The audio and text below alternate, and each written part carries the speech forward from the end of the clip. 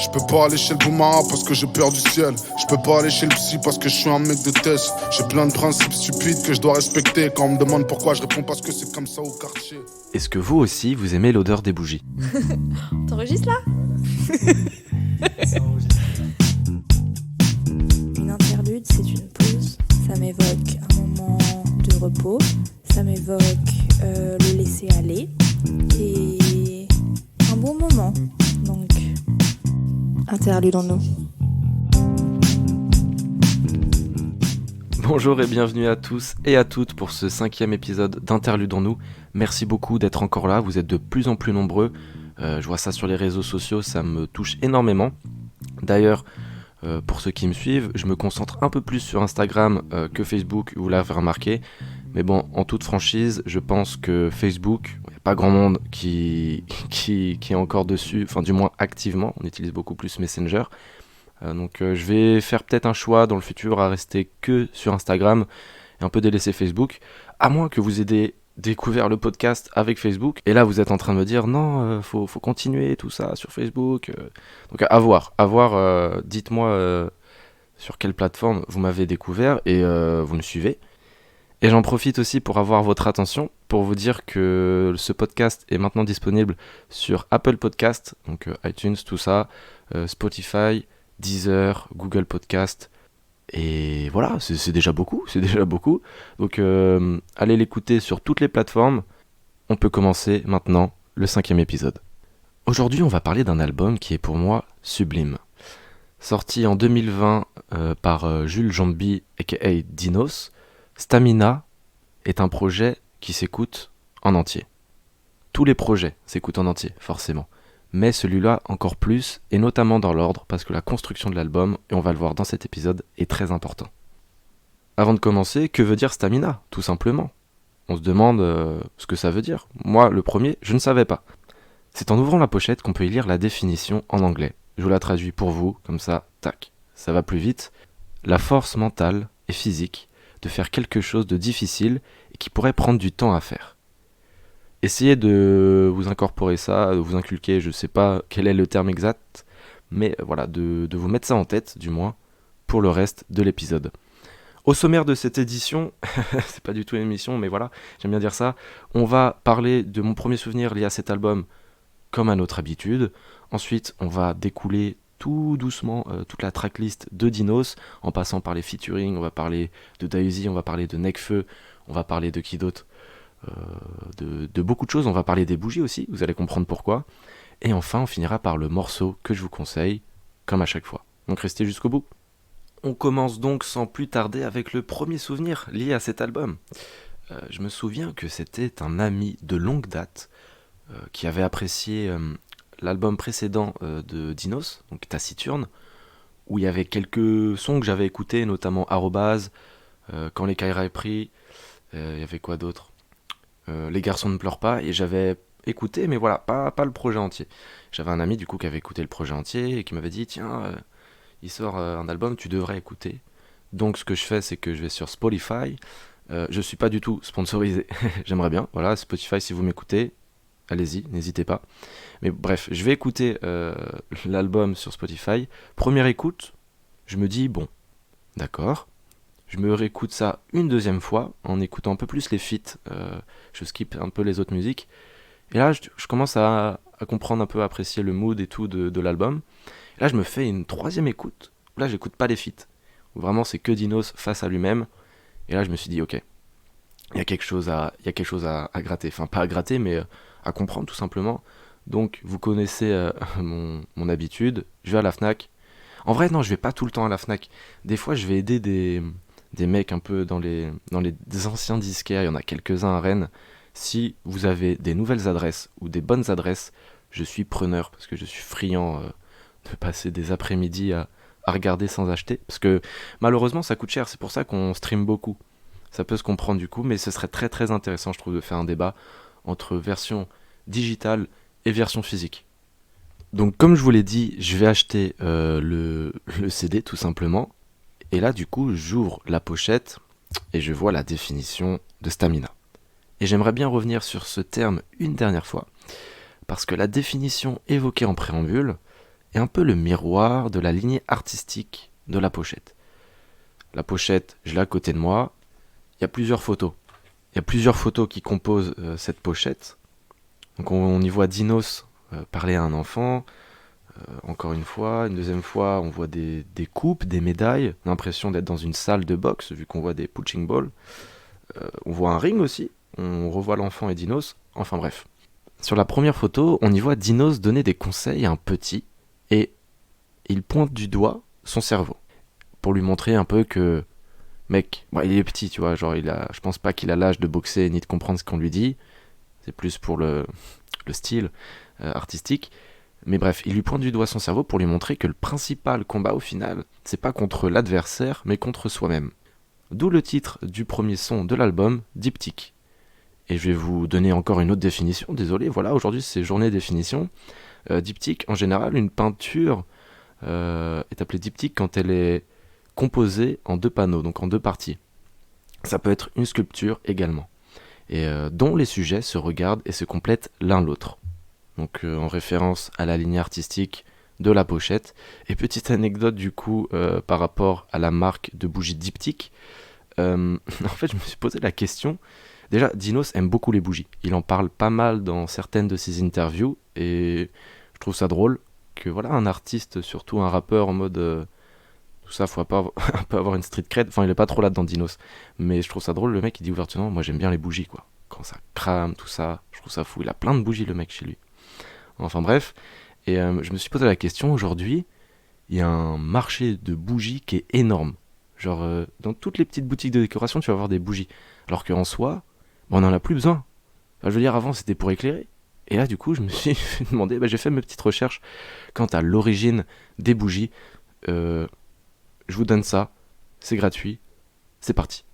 Durant des siècles, le jonc a été utilisé pour faire des chandelles. Fendu avec précaution pour ne pas abîmer la moelle, il était trempé dans de la graisse végétale ou animale, ouais c'est un peu dégueulasse, qu'on laissait ensuite durcir.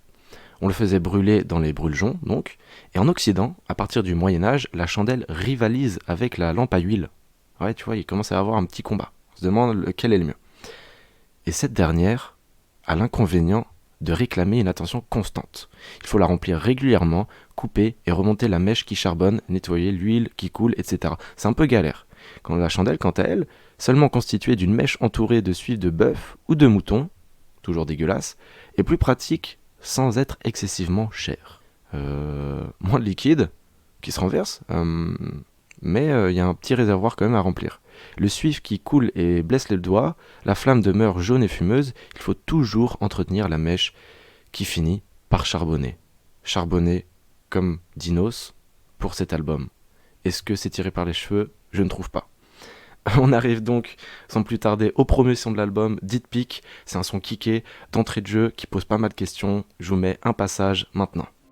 Miroir, miroir, tout me paraît sombre. Je te poserai pas de questions parce que je ne veux pas de réponse.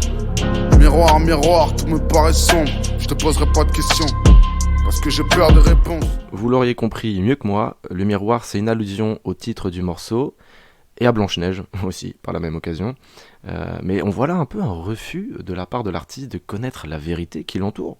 Il a un peu une tendance fuyarde et s'est mis en avant par...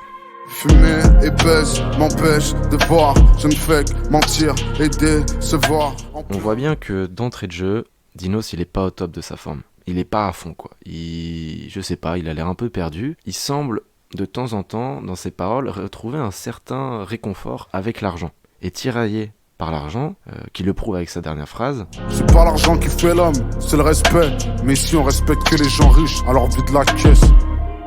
Bah, il comprend un peu quand même le bail du surplus d'argent, tout ça, que c'est, je sais pas, c'est peut-être une manière pour lui de dénoncer l'ordre cannibale de la société et que Dinos en fait c'est un anticapitaliste. Non, en vrai, je pense que je vais un peu loin parce que bon, dans ses derniers clips, on voit qu'il a une belle Audi, tout ça. En vrai, je sais pas. Son phrasé, ça fait un peu penser à Vald, notamment dans son dernier album, où il y a un peu ce délire anticapitaliste. On nous gouverne par le haut, tout ça. Bref, je m'égare, mais on va revenir à Dinos. Donc on dit que Dinos là, il a des problèmes, tout ça, il est pas bien. Mais quoi de mieux quand on a des problèmes que d'appeler quelqu'un ? Et c'est ce qu'il a fait. mais il appelait quelqu'un de renommée nationale, si ce n'est... Non, national. J'allais dire si ce n'est mondial, mais non. Il appelait le Fennec, Necfeu, tout simplement, avec le titre -1.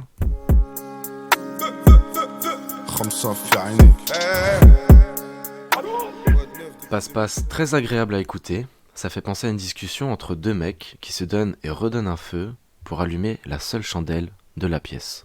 On arrive au titre Paranoïaque. Il y a un clip YouTube qui est sorti il y a pas longtemps où on voit Dinos, voilà, qui fait sa vie avec ses potes, il fait son son, il fait sa muscu, il va au grec. On a tous un kebab de référence. Quand j'ai regardé le clip, je me suis dit, c'est drôle ça. Dans chaque ville, partout en France, t'auras toujours une bande de potes qui va dire « Non, c'est ce grec-là qui est mieux. Non, c'est celui-là. » Personnellement, j'ai mon grec de référence avec mes amis. Je vais pas vous dire, parce que vu qu'on est des milliers à écouter ce podcast, et j'ai pas envie que le kebab ça se fasse envahir et qu'ils disent putain, ça se fait pas, t'auras pas dû me faire de promotion, tout ça. Bref, le clip en tout cas est très très cool, on voit un Dinos très humble. Et il y a aussi un moment dans le clip où il invite plein de jeunes, genre, je sais pas, ils doivent être entre 10 et 12 ans à peu près, dans un Adidas. Et il leur dit un peu, bah clairement, servez-vous. Et je trouve ça fou parce que personnellement, j'ai jamais vécu ça. Et imaginez, vous êtes petit, vous avez 10 piges et on vous appelle tu vas tourner dans un clip. Moi, je pense pas que tu comprennes trop les enjeux, mais voilà, tu te dis, sers-toi et tout est gratuit. C'est fou. Je sais pas si vous avez déjà vécu ça. Si vous l'avez vécu, je trouve ça fou. Vous avez beaucoup de chance. En parlant de chance, on va parler des featuring avec cet album. Il n'y a aucun lien, mais il fallait une transition. Il y a Ciel pleure avec Laylo qui est le son clairement le plus expérimental de l'album, ce qui n'est pas surprenant en connaissant l'artiste. Il y a aussi Leto, The Force, Zisco, Taïsi. Je sais pas si on dit Taïk, Taïsé, Taïsi. Dites-moi, je sais pas trop. Mais il a fait beaucoup parler de lui, notamment avec le titre Le Temps, il y a pas longtemps. Il y a aussi un feat avec Dayuzi, Maman Même, qui est un son pour relativiser dans l'album. Parce que l'album en soi est pas très drôle, mais c'est un son où là, on se dit non, t'inquiète pas. Le plus important, c'est que ta mère, elle n'a de yeux que pour toi. Et ça fait du bien comme ça, de temps en temps, de la douceur. Et l'amour a une place très importante dans cet album. Et pas que l'amour maternel, c'est même un peu le fil d'Ariane de Stamina. Comme si l'amour que l'on donne ou que l'on reçoit est d'une certaine manière la clé pour avancer dans sa vie. On va s'arrêter sur un son, on va arrêter le podcast, ciao. C'était une blague, non, on va s'arrêter sur un son en particulier qui m'a marqué. Demain n'existe plus, qui est inspiré du morceau de Nutea, Trop peu de temps. En fait, il m'a marqué parce que j'avais déjà entendu ce son avant. Je vous passe l'extrait de l'original maintenant. Il y a trop peu de temps à vivre ici pour jouer cette tragédie. Et ensuite, vous avez compris le gimmick, le titre de Dinos. Peu de temps à vivre ici pour jouer cette tragédie. Si tu dois partir, je n'aurai pas de peine. Et j'aime beaucoup ce son parce que d'entrée de jeu, Dinos, très terre à terre, il commence le son avec. Elle m'a dit qu'elle m'aime, je lui ai dit que ça lui passera. Regarder le ciel toute la nuit comme si je bossais pour. Un peu comme si plus rien ne l'affectait. C'est un peu pour imager, comme si quelqu'un te tend la main, tu le regardes dans les yeux et tu lui serres pas la main. Aujourd'hui, ça paraît logique et normal avec le Covid, mais imaginez en contexte hors Covid, ça se fait pas. Et le titre, en fait, du morceau, donc Demain n'existe plus, reflète les pensées de l'artiste comme s'il voulait vivre chaque jour, comme si c'était le dernier. Selon lui, ça ne sert à rien de se prendre la tête pour des futilités, car, je cite, « Trop peu de temps à vivre ici pour jouer ces tragédies ». La tragédie, rappelons-le, encore une définition, on adore ça, c'est un genre théâtral qui met en scène des personnages qui savent dès le début le sort funeste qui leur est réservé, tout simplement. Donc là, on arrive au milieu de l'album et on se demande si Jules, aka Dinos, il n'aura pas baissé les bras, genre dans la vie de manière générale. Et je pense pas, moi, personnellement, au contraire. Parce que il a accepté certaines choses. Et accepter dans la vie, c'est avancer. Et accepter, par exemple, qu'on ne puisse pas changer telle ou telle chose, qu'on ne peut pas tout contrôler, et bah, je pense que c'est pour le mieux parce que, imagine, tu contrôles tout, où est la surprise ? C'est bien d'avoir des surprises. Tout le monde aime les surprises. Même ceux qui disent j'aime pas les surprises, au fond d'eux, quand ils y repensent plus tard, que ce soit un anniversaire surprise qu'ils ont eu à 15 ans, Timothée il fait j'aime pas les surprises, vous aurez pas dû venir. Là il y repense, il a 25 ans, il fait putain, elle était trop bien cette surprise. Voilà. Bref, donc où est la surprise pour nous dans ce podcast? C'est que Dinos, il nous surprend, voilà.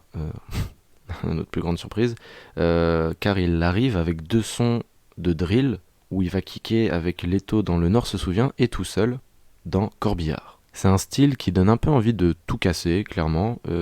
C'est marrant parce que si vous me suivez sur Insta, je vous ai demandé quels étaient les titres que vous mettez en fait tout simplement dans vos écouteurs, dans vos oreilles, quand vous êtes énervé, et il y avait beaucoup de drill. N'hésitez pas à aller me follow si jamais voilà, vous voulez plus d'exclusivité. Donc mon blaze c'est @interludons-nous, évidemment. Bref, du coup on arrive avec de la drill, on kick tout, on est énervé, c'est important de s'énerver parce que ça permet d'évacuer sa frustration. Et qu'est-ce qui se passe après l'énervement? Vous l'aurez compris, on est calme. Et c'est sûrement pour cela que les 2 derniers morceaux de l'album sont majestueusement doux. Madone et 93 mesures. Est-ce que ce serait pas là les sons de la maturité? Alors, pour être honnête avec vous, j'aime pas cette expression. Mais bon, on peut quand même s'y pencher un tout petit peu.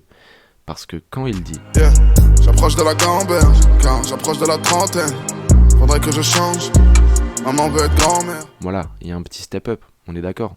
Le mec, il commence quand même à vouloir être papa, donc décision mature, donc peut-être quelque chose. On arrive à une maturité à la fin de l'album, ce qui peut paraître logique. Et au final, Dinos, il fait un peu comme nous, il réflexionne tout au long de l'album sur certains sujets qui lui sont importants, et je suis en train de me rendre compte que ce que je viens de vous dire, c'est ce que font tous les artistes avec tous les albums, donc je vous apprends rien.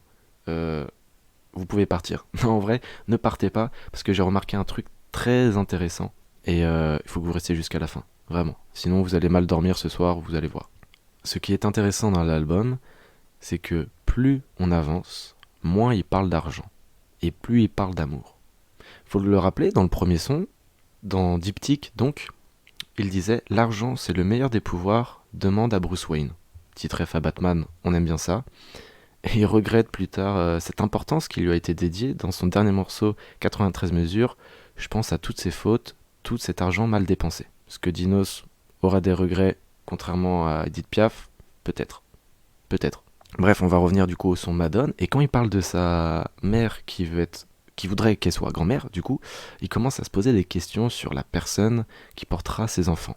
Il en parle, il la présente même à sa maman, pour qui lui semble être une étape très importante dans le processus de, je sais pas, de rencontre, de création, j'ai aucune idée. Et bref, il la compare même à la Madone. Donc pour ceux qui ne savent pas, la Madone, c'est dans la religion chrétienne, ça désigne Marie, tout simplement, donc la mère de Jésus. C'est pas rien, c'est énorme comme comparaison. T'imagines, t'es la meuf de Dinos, et t'entends ce son, tu dois kiffer en vrai, je pense. Tu te dis, ouais, mon mec, tout ça, il me compare à la Madone. Et il le dit en public, c'est ouf. Bref, en utilisant cette image, Dinos sous-entend que la femme qu'il aime est précieuse à ses yeux, vous l'aurez compris, malgré le fait qu'il ne soit pas éperdument amoureux. Et là, il y a un paradoxe, oui, mais l'amour c'est compliqué. Et en fait, il accepte l'amour qu'il a envers une personne parce qu'il profite des choses simples avec elle et il arrive à en profiter sans se poser trop de questions. Je vous passe un petit moment pour que vous compreniez. T'as du caractère, ouais, t'as du mal à terre, mais quand je te regarde, je veux que tu sois la dernière. C'est beau, quel poète. On vit des grands moments, un peu dans Interludons-nous, j'ai envie de dire. On vit des grands moments. Et maintenant qu'on a fini de parler de la Madone, on va finir par 93 mesures, le bijou de Stamina. C'est difficile en vrai d'en parler de ce son parce qu'il expose tellement de sujets différents qu'on pourrait limite faire un épisode d'Interludons-nous pour chaque couplet. Non, en vrai, je pense pas. Mais honnêtement, le mieux, c'est qu'on laisse le son parler pour lui. Donc je vais vous le passer en entier maintenant, en exclusivité sur Interludons-nous. C'est parti. Non, en vrai, c'est faux. J'aimerais bien, j'ai pas les droits. Mais ce que je vous conseille de faire, c'est aller l'écouter de votre côté entièrement à la fin de l'épisode, bien sûr. Faut rester jusqu'au bout. Quoi de mieux, avant d'aller écouter un son, qu'une petite mise en contexte. Déjà, le son devait pas s'appeler 93 mesures, mais Confession d'un enfant du siècle. D'où l'indice de la dernière fois. C'était peut-être tiré par les cheveux, mais si vous l'avez deviné, vous êtes très fort. En fait, c'est le producteur de Dinos qui lui a suggéré 93 mesures parce que c'était plus impactant, d'une. Et surtout, ça fait référence au nombre de mesures en solfège qui désignent des vers et des lignes, et également le quartier de la Courneuve en Seine-Saint-Denis, donc lieu de vie de Dinos. Et dans le livret que contient l'album, physique du coup, on y trouve quelques lignes écrites par Dinos, signées Jules de son vrai nom. Et en fait, il parle d'un immeuble de son quartier, maintenant détruit, le Zequin. Et pourquoi je vous en parle ? Vous allez comprendre parce que je vais vous lire quelques lignes. Je cite « Le moi d'il y a quelques années aurait probablement eu plus de mal à accepter la destruction de ce bâtiment qui, même délabré, était considéré comme un monument par les habitants de mon quartier. Il m'aura fallu 22 ans pour comprendre que la destruction d'une époque de ma vie est une opportunité de reconstruire ailleurs. » On a un Dinos plus mature, on a un Dinos qui a pris du recul sur sa vie, qui est plus engagé, notamment avec cette punchline « Chaque contrôle de police me rapproche de mon feat avec Tupac », qui a été brancardé dans plusieurs manifestations, notamment à Paris, contre la loi globale. T'imagines, t'es cité dans des manifestations, tout ça, je trouve ça assez cool, l'ampleur que ça a pris une simple punchline dans un son. Donc il a l'air d'être plus serein pour avancer avec lui-même et le monde qui l'entoure. L'acceptation de soi, en fait, c'est un peu ce qui est mis en lumière dans cet album tout du long et permet de comprendre que l'endurance que l'on cherche, notamment du coup avec la stamina, ce n'est pas autour de soi, mais soi-même. Notamment avec cette punchline, le bonheur ne vient pas à toi, le bonheur vient de toi. Sur ces belles paroles, je vous laisse aller écouter ou réécouter cette masterclass. J'espère que vous avez apprécié votre pause en ma compagnie. Merci d'être resté jusqu'au bout. Si ça vous a plu, vous savez quoi faire. Et pour ceux qui sont restés jusqu'au bout, bien sûr, je vais vous donner l'indice pour le prochain épisode. On va aller en Écosse et on va prendre de la LSD. Voilà, à dimanche prochain, même heure, nouvel album. Prenez soin de vous. Dire à la prod que les sons choisis depuis tout à l'heure sont vraiment nuls à chier.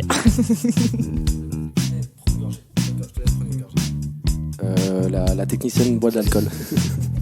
Pas me faire chier là, interdit du V.